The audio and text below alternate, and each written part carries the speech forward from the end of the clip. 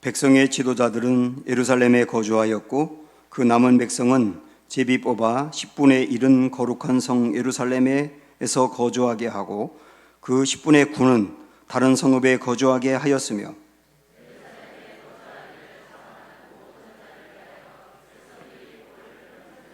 이스라엘과 제사장들과 레위 사람들과 느디님 사람들과 솔로몬의 신하들의 자손은 유다 여러 성읍에서 각각 자기 성읍 자기 기업에 거주하였느니라. 예루살렘에 거주한 그 지방의 지도자들은 이러하니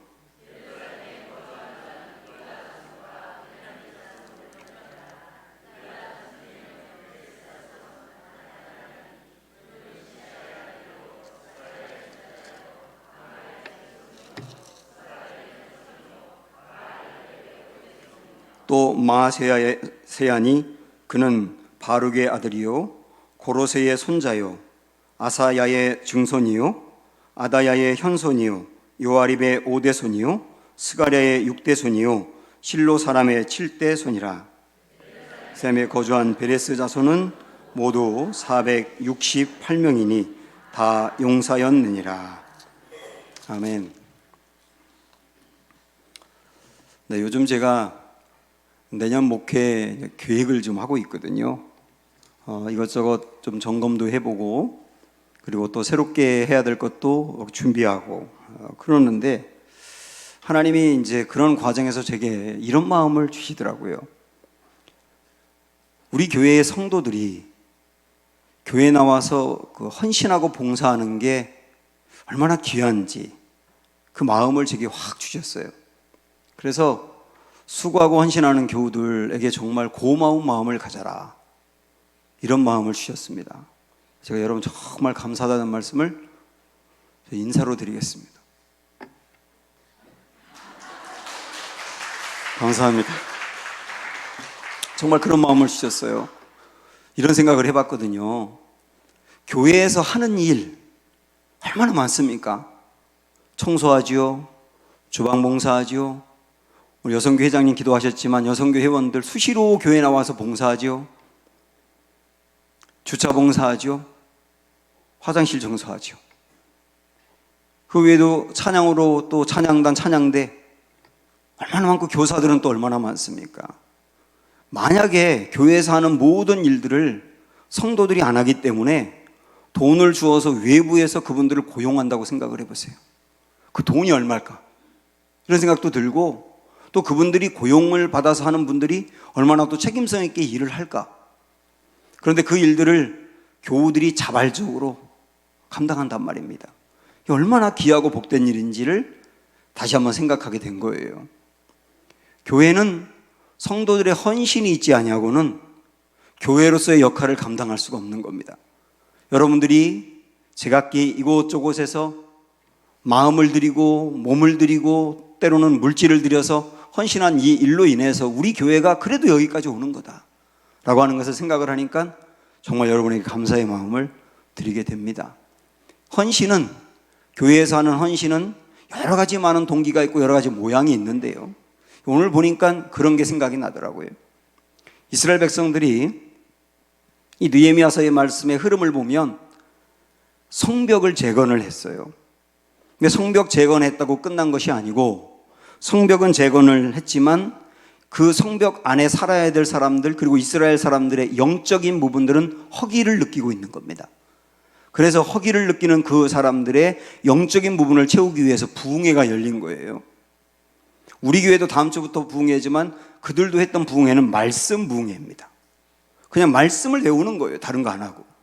말씀이 선포될 때 회개 운동이 일어나고요, 그리고 말씀대로 살아야 되겠다는 결단들이 일어나고, 그래서 그들이 절기를 막 지키면서 초막절을 지키는 일도 일어나고, 거기서 끝난 것이 아니라 말씀대로 살지 못했던 것들을 둘러엎어서 변화가 일어나고, 그리고 성전을 버려두지 않겠다. 우리 지난주 마지막에 보았습니다마는 성전을 버려두지 않겠다라고 하는 마음을 갖고 자기들이 성전을 위해서 열심히 헌신하겠다고 서명까지 하고, 그런 이야기가 지난주까지 10장까지의 내용인데 오늘 그 다음에 11장으로 이렇게 넘어오면 이런 내용입니다. 이제 성전을 지었고 모든 것이 다 준비가 되었는데 문제가 딱 생겼어요. 그게 뭐냐면 예루살렘 수도 안에 살려고 하는 사람들이 없는 겁니다. 우리 생각으로 보면, 상식적으로 보면 수도 안에 살려고 하는 사람들이 많을 것 같은데, 이때 당시에는 수도인 예루살렘에는 살려고 하지 않고 예루살렘 밖에 살려고 하는 사람들만 있었다는 거예요. 왜냐하면 수도인 예루살렘 안에는 7장에도 그런 말씀이 나와 있는데 집들이 별로 없고, 그리고 치안의 문제가 있었어요. 여러 그 이스라엘의 대적들이 수시로 예루살렘에 와가지고 사람들을 죽이기도 하고 물건을 빼앗아 가기도 하고 집을 무너뜨리기도 하니까 여러 가지 치안의 문제가 있어서 예루살렘 안에 살면 걱정되는 일이 많은 거예요. 게다가 지금 이스라엘 사람들은 대부분 예루살렘에 살지 않고 예루살렘의 외곽에 다른 지방에 살았기 때문에 예루살렘에 살려면 그들이 살고 있는 땅과 집을 버리고 와야 되거든요. 그리고 새롭게 집을 짓고 땅을 개간하며 거기서 장사를 하든지 이러면서 살아야 되는데 이 일이 보통이 아니니까 다 예루살렘 안에는 안 살겠다고 하는 분위기가 만들어진 겁니다. 지난주 10장 마지막 39절에서 성전을 버려두지 않겠다, 그렇게 이 사람들이 결단을 했지만 성전은 여기 있는데 막상 성전이 가까운 곳에 안 살겠다는 거예요. 그러면 수도가 있는데 수도에 사람들이 안 살면 수도의 기능을 발휘하지 못하지 않겠어요? 그리고 성벽을 재건한 것도 의미가 없지 않습니까? 그래서 이 문제를 해결하기 위해서 오늘 말씀 1절 2절에 보니까 이렇게 했네요. 1절 보면 백성의 지도자들은 예루살렘에 거주하였고, 첫 번째, 백성의 지도자들은 무조건 예루살렘에 살라고 결정했다는 거예요. 이 지도자 중에는 정치적인 지도자도 있지만 주로 종교적인 지도자, 그러니까 제사장이라든지 레위인들이 다수가 포함되어 있던 겁니다. 일단 그들이 예루살렘에 살게 됐고, 그 다음에는 그 남은 백성은 제비 뽑아서 10분의 1은 거룩한 성 예루살렘에서 거주하게 하고 그 10분의 9는 다른 성읍에 거주하게 했다, 이렇게 나옵니다. 제비를 뽑아가지고 제비를 뽑힌 10분의 1, 10%만 예루살렘 안에 거주하게 하고 나머지는 밖에 거주하게 했다는 거예요. 그리고 2절 보니까 예루살렘에 거주하기를 자원하는 모든 자를 위하여 백성들이 복을 빌었느니라. 제비를 뽑아서가 아니라 그럼 제가 예루살렘에 살겠습니다 하고 자원하는 사람들이 있었다는 겁니다. 그 사람들도 예루살렘에 살면서 다른 백성들이 자원한 사람들에 대해서는 축복을 했다, 이렇게 나오는 거예요. 그래서 예루살렘에 누구든 살고 싶지 않은데 세 부류의 사람, 백성의 지도자들, 그리고 제비 뽑힌 사람들, 그리고 자원하는 사람들, 이 사람들이 이 예루살렘에 살게 되었다라고 하는 것을 이야기하는 거예요. 그러면서 그 다음 3절 끝에 보면 맨 끝에 이렇게 나옵니다. 예루살렘에 거주한 그 지방의 지도자들은 이러하니 하면서 거기 거주한 사람들의 명단이 쭉 나와 있어요. 4절부터 계속 여러분 보시면 사람의 이름이 계속 나오거든요. 계속 나오고, 그 다음 7절부터 보면 베냐민 자손은 이러이러하다고 나오고, 10절부터 보면 제사장 중에는 이런 분들이 있었다고 나오고, 15절에 보면 레위 사람 중에는 이런 이들이 있었다. 그리고 19절에 보면 성문지기는 하면서 또 명단이 나오고, 22절에 보면 노래하는 자들은 이런 사람들이었다. 특별히 노래하는 자들은 22절에 보면 노래하는 자들인 아삽 자손 중 미가의 현손, matthaniah의 증손, 하샤비아의 손자 바니의 아들 우시는, 이렇게 나오죠.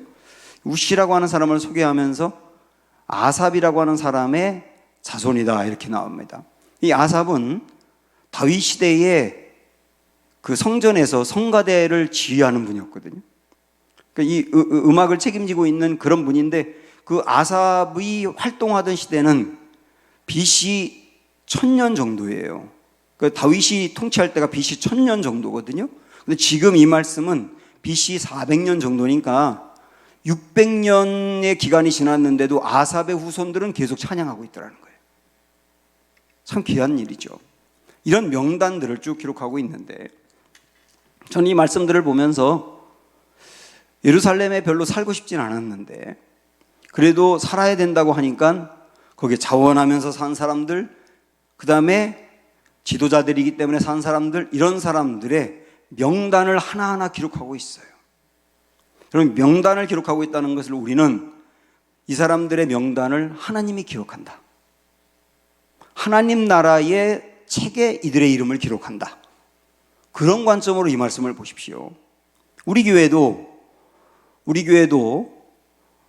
여러 중직들이 있고, 그 다음에 여기저기서 구석구석에서 헌신하는 분들이 있는데, 여기 보면 백성의 지도자뿐만 아니라 문지기들도, 성전 문지기들도 기록하고, 또 성전에서 찬양하는 사람들도 이름을 기록한 걸 보면, 우리 교회 안에도 여러 사역을 하는 사람들을 하나님이 그 이름을 기록하며 기억하고 있다. 저는 그거 분명히 믿습니다. 여러분들이 지금까지 교회를 위해서 헌신한 것, 올해도 헌신한 것, 우리 하나님이 절대 잊지 않으시고 여러분들의 헌신을 이름을 기록하며 기억하고 계시다. 여러분 그걸 분명히 믿으세요. 하나님은 귀히 여긴다, 그런 뜻이에요. 자, 이런 부류가 있었는데 또 한 부류는 뭐냐면, 제비를 뽑아가지고 뽑힌 사람들이 예루살렘에 산 겁니다. 사실 제비에 뽑힌 사람이 10분지 1이었다고 나오지 않습니까? 이 10분지 1 이 사람들은 예루살렘에 살고 싶은 생각이 없어요. 그런데 제비에 뽑혀가지고 좀 재수없게 뽑혀서 살게 된 거예요. 저는 이 말씀을 묵상하다가 이런 생각이 듭니다. 자원한 것도 아니고 정말 살고 싶지 않은데, 그런데 제비에 뽑혔어요. 그것도 하나님의 뜻이라 받아들이고 사는 것도 정말 귀하다. 헌신 중에는 자발적으로 제가 그거 할게요 하고 나서서 헌신하는 사람도 있지만, 어떤 경우는 자발적으로 헌신하진 않더라도 담임 목사라든지 교회 장로님이라든지 그 여러 또 팀장이라든지 이런 분들이, 아유 권사님 이거 좀 같이 해주세요, 아 집사님 좀 이거 해줘야 되겠는데, 그러니까 별로 하고 싶은 마음은 없는데 그래도 교회를 위해서 해야 된다고 생각하고, 예 그럼 할게요, 이러는 분들이거든요. 이러는 분들이 정말 귀하다는 거예요. 그들의 이름도 하나님이 기억하고 싶다는 거예요.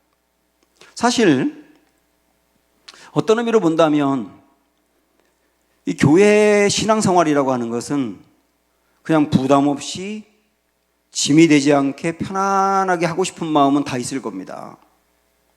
여러분도 신앙생활 하면서 아무런 부담 없이 그냥 예배 참여해서 은혜 받고 또 집에 가고, 또 예배 참여해서 은혜 받고 힘 얻고 또 집에 가서 살고, 이렇게 부담 없이 짐 없이 그렇게 신앙생활 하고 싶은 마음이 있을 거예요. 그러나 그런 마음은 있지만 어떤 의미로 본다면 신앙생활이 부담이 있는 게 잘못된 건가? 부담이 있고 때로는 내가 짐이라고 여기며 감당하는 이들도 있어야 주님의 교회가 서가는 거거든요. 그런데 이런 분들, 살고 싶지는 않지만 제비 뽑힌 것을 그냥 하나님의 뜻으로 받아들이고 헌신하는 사람들, 이런 사람들을 하나님 얼마나 귀하게 보실까를 한번 묵상하다 보니까 구레네 시몬이 생각이 나는 겁니다. 구레네 시몬 아시죠? 예수님이 십자가를 지고 갈 때 구레네 시몬이 예수님의 십자가를 대신 졌지 않습니까? 우리 그 말씀 한번 볼게요. 마가복음 15장. 마가복음 15장 21절.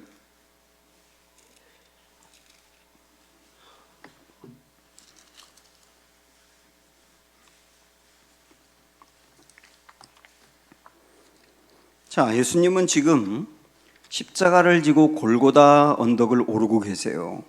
굉장히 무거운 십자가입니다. 그 십자가 무게만 40kg가 넘거든요. 예수님은 이미 매를 너무 많이 맞아서 기진맥진한 상태에서 그 십자가를 지고 언덕 위를 오른다는 게 여간 어려운 일이 아니었어요. 가다가 쓰러지고 또 쓰러지고, 그러면 병정들이 때리고, 그럼 온몸에서 피가 나고 지금 이러는 상황인데, 도저히 더 이상 십자가를 지고 갈 수 없는 상황이 되자 어떻게 했느냐면 21절 보면 마침 알렉산더와 루포의 아버지, 이거 좀 기억하세요. 알렉산더와 루포의 아버지 구레네 사람 시몬이 시골로부터 와서 지나가는데 그들이 그를 억지로 같이 가게 하여 예수의 십자가를 지우고, 이렇게 나옵니다. 그러니까 알렉산더와 루포라는 그 두 자녀의 아버지인 구레네 시몬이, 이 구레네라고 하는 게 이게 아프리카 지명입니다. 그러니까 이 시몬이라는 사람은 아프리카 사람일 거예요. 그 사람이 6월절 기간을 맞이해서 예루살렘에 왔다가 그냥 예수님이 지나가는데 옆에 얼쩡거리다가 재수없게 걸려가지고 그래서 예수님의 십자가를 지게 된 겁니다. 진짜 그렇지 않습니까?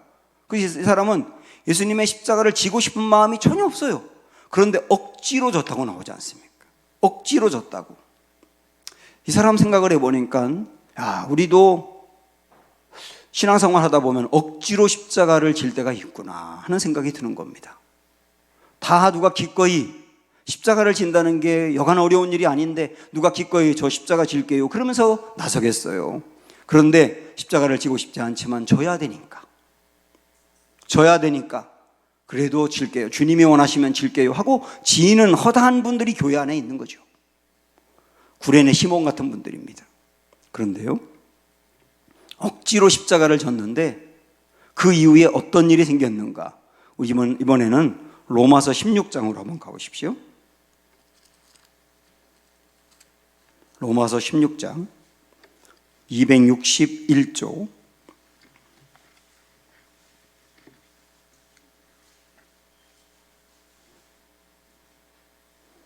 261조 로마서 16장 13절을 보겠습니다. 자, 같이 읽을까요? 시작. 주 안에서 택하심을 입은 루포와, 잠깐만, 루포 기억나세요? 루포? 구레네 시몬의 아들이 루포와 알렉산더라고 했지 않습니까? 그 루포가 여기 나오네. 루포와 그의 어머니는 구레네 시몬의 아내죠. 다시 한번 13절. 주 안에서 택하심을 입은 루포와 그의 어머니에게 문안하라. 그러면서 바울이 뭐라고 말하냐면 그의 어머니는, 그러니까 루포의 아내죠. 그의 어머니는 곧 내 어머니니라.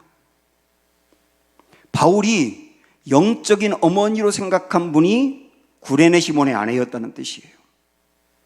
그러니까 이 말씀을 통해서 우리가 추론해 볼 수 있는 것은 뭐냐면 구레네 시몬은 예수님의 십자가를 지고 싶은 마음이 없었는데 어쩌다가 걸려가지고 예수님의 십자가를 진 겁니다. 그걸 억지로 졌다고 성경에도 표현하고 있는 거죠.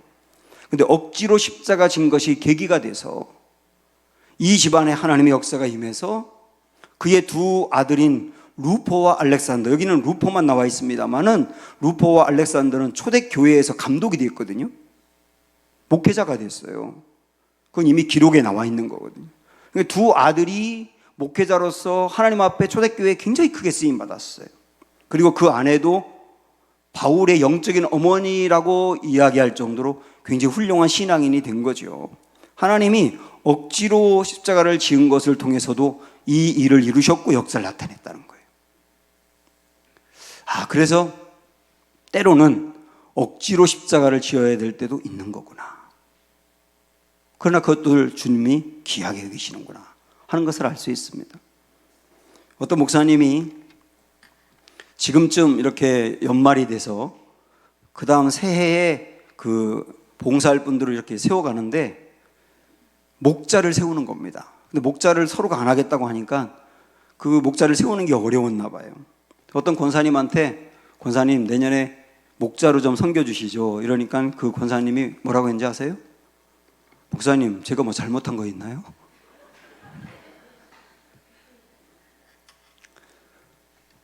이렇게 주님의 일을 감당하는 게 쉽지 않다는 거예요. 쉽지 않은데도 불구하고 억지로라도 십자가를 지고 제비 뽑혀서 억지로라도 예루살렘에 사는 이 사람들을 하나님이 귀하게 여기신다. 그 사람들을 통해서 하나님은 또 여전히 일하신다. 이런 걸 생각을 하면서 우리 교회에도 자원하여 헌신하는 분들뿐만 아니라 헌신하고 싶지 않은데도 불구하고 해야 되니까 하는 분들, 그분들에게 정말 감사한 마음이 드는 겁니다. 내년에도 억지로라도 감당하실 수 있게 되기를, 네, 아멘, 이렇게 되는 거죠.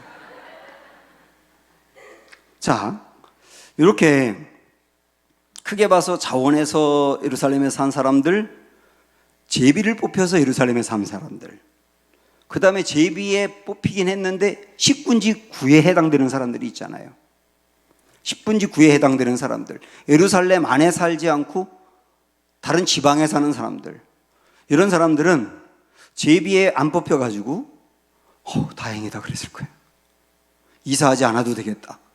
위험하지 않게 안전한 데 살아도 되겠다. 그런 사람들이었을 거예요. 그러면 그런 사람들에 대해서 성경은, 하나님은 자원해서 헌신하지도 않고 제비에 뽑히지도 않았으니까 그 사람들의 헌신은 아무것도 아니며 무시하느냐? 그게 아니더라고요. 25절부터 보면, 다시 오늘 말씀으로 돌아와서 25절부터 보면 뭐라고 나오느냐면, 마을과 들로 말하면 유다 자손의 일부는 기럇 아르바와 그 주변 동네들과 디몬과 그 주변 동네들과 이렇게 나오는데, 이 25절부터 마지막 36절까지 이 사람들의 명단은 누구냐면 예루살렘 안에 제비를 뽑히지 않아서 밖에 사는 사람들의 명단이래요. 이 사람들의 명단이. 이들을 보면서 이들은 예루살렘 안에 사는 사람들이 볼 때는 헌신을 별로 안 하는 사람들 같아요. 자기들은 고생하고 십자가를 지는 마음으로 그 안에 사는데 그 밖에 사는 사람들은 편안하고 안전하게 사는 것 같아요. 그래서 열심히 수고하고 헌신하는 사람들이 볼 때 그 사람들은 헌신을 안 하는 것 같아서 믿기도 하고 그럴 수도 있어요. 그러나 오늘 성경에서는 그들의 이름도 기록하고 있다. 왜 그런지 아십니까? 이들은 예루살렘 밖의 지방에 거주하지만 그곳에서 헌금을 드리는 겁니다. 절기가 되면 예루살렘으로 올라와서 헌금을 드려요. 그리고 성전세라고 하는 것을 의무적으로 냅니다. 그래서 그들이 드린 성전세, 이것도 헌금인데 그 성전세와 절기 때 드린 헌금 등 그런 것들을 모아가지고 예루살렘 안에 성전에서 일하는 제사장들과 레위인들을 먹여 살리면서 제사장과 레위인들이 이 일종의 목회에만 전념할 수 있도록 그들이 뒤에서 돕는 거예요. 한마디로 말씀드리면 예루살렘 밖에 사는 사람들은 헌신했는데 무엇으로 헌신했느냐면 주로 헌금으로 헌신을 한 거예요. 근데 하나님은 이런 사람들도 귀하게 보신다는 거예요. 교회도 헌금을 드린 이들의 그 헌신이 굉장히 큰 겁니다. 어떤 분들은 저 사람들은 헌신도 안 하고 물질로 때운다 그러는데, 여러분 그 물질로 때우는 겁니까? 물질이 얼마나 귀합니까? 그 교회에 드리는 헌금이 얼마나 귀하냐고요. 그거 11조 드리는 게 그게 어디 쉬운 일입니까? 처음 11조 드릴 때는 마음에 작정했다가 야 이거 갖고 다른 데 쓰면 학원을 더 보낼 수 있는데 그러면서 그 돈을 만지작 하면서 결단하고 드리는 거잖아요. 보통 일이 아닌 거예요. 헌금을 드리는 것. 헌금을 드리는 것도 하나님이 보실 때 그렇게 기뻐할 만한 사역인 거다. 헌신인 거다. 그래서 그들도 하나님이 기억한다는 거예요. 어떤 분들은 자발적으로 교회 나와서 헌신하고 그 다음에 시간을 들여서 평일에도 나와 헌신하지만 어떤 분들은 직장 생활을 하기 때문에 헌신하는 게 쉽지 않고, 그리고 또 믿는 가족이 없어서 예배 끝나면 또 빨리 가야 되기도 하고, 그래서 열심히 교회에서 헌신하는 분들 보면 죄스러운 마음도 있고, 그러나 내가 물질로라도 헌신하자 하면서 헌금을 들여서 교회 헌신하는 분들, 귀한 분들이라는 거예요. 그런 분들로 인해서 우리 교회가 이렇게 또 하나님의 은혜 가운데 가는 것이다. 이런 걸 생각을 하면서 사랑하는 여러분, 어떤 모양과 어떤 동기와 어떤 그 모습으로 주 앞에 헌신하든지 하나님께서는 여러분의 헌신을 기억하시고 기뻐하시며, 그리고 이름을 기록할 정도로 하나님은 꼭 기록에 남기고 싶어 하신다 라고 하는 것을 우리 마음으로 받아들이시면서 다시 힘을 내시고 하나님 맡기는 일을 감당할 수 있는 은혜가 있기를 축원합니다. 찬양하죠. 나는 오늘도 가네, 이렇게 부릅니다.